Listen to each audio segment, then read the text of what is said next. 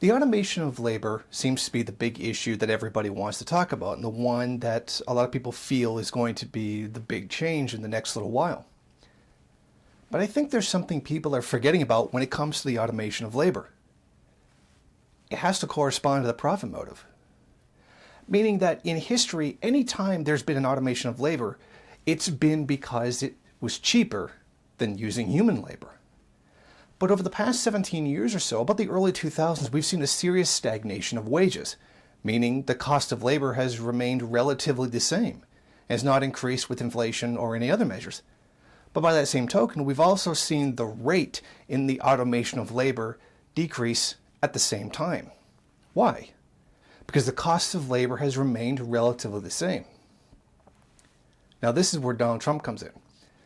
Let's say we live in a parallel universe where Trump actually keeps his election promises and he manages to actually bring the jobs back. You know, he bans them from going to Mexico or China or wherever else. Now suddenly the cost of labor in the commodity production industry is going to go up.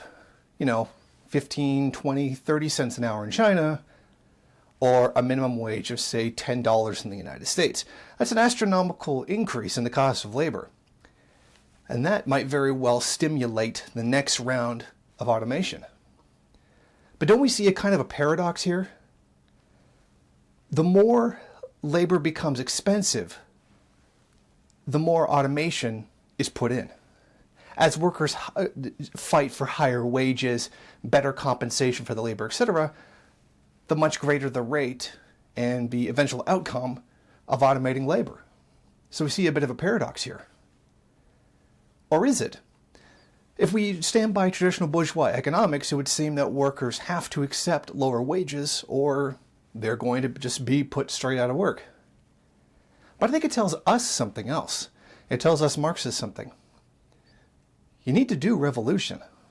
There's not going to be a solution within the bourgeois, legal, democratic institutions. It's going to take an entire revolution, a reorganization of society, to escape this effect. Thank you for watching. If you like this program, then please head over to my Patreon page and set up a monthly donation. It's your donations that keep this program running. Also, if you would like, please rate, comment, subscribe, and share in various social media.